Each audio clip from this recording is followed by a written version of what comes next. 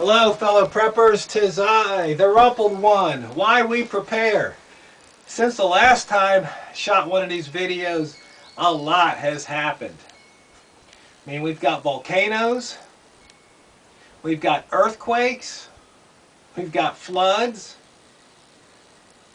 we've got tornadoes,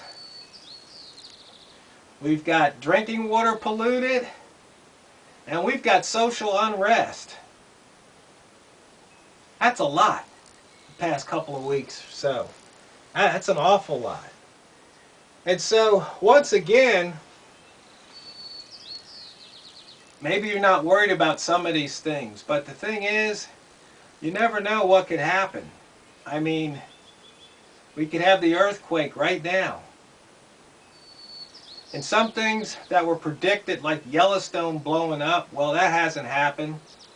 I think there's been some debate.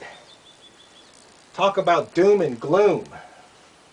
But the funny thing is, to me, if somebody says Yellowstone's going to blow up next week and it doesn't happen, but we know it could, I don't call that doom and gloom. That's just somebody making a prediction that didn't come true.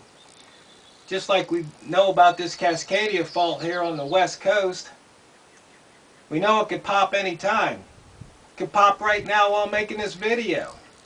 But for some strange reason, people don't want to call that doom and gloom.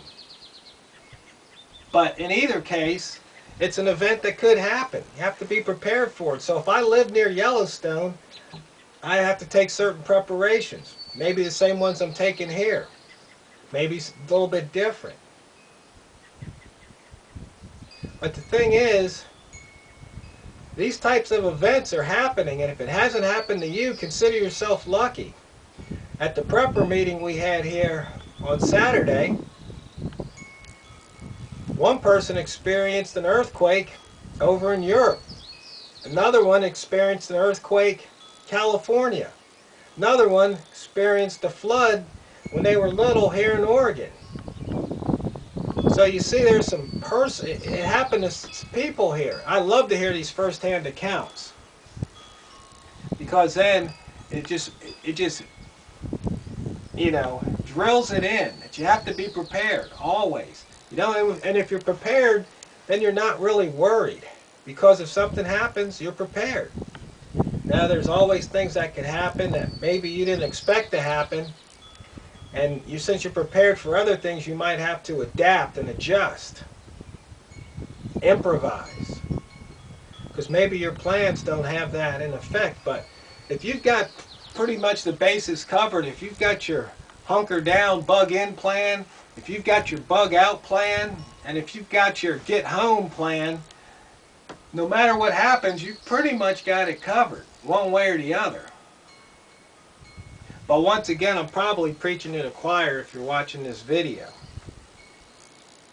But it just what's going on, it just seems like between the social unrest here in America and across the globe, and all the different natural events, disasters that are happening across the globe,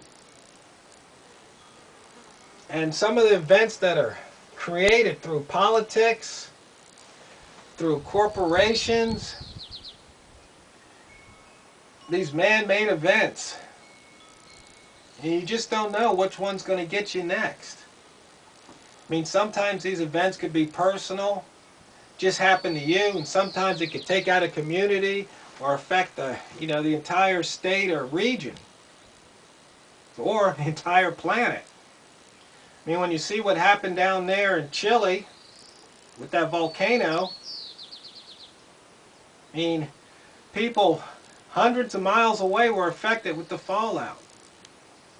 I mean, same thing happened here when Mount Hood blew back in the 80s. Or was it I think it was the 80s, or maybe the 90s. But when it blew, people hundreds of miles away got some of that fallout.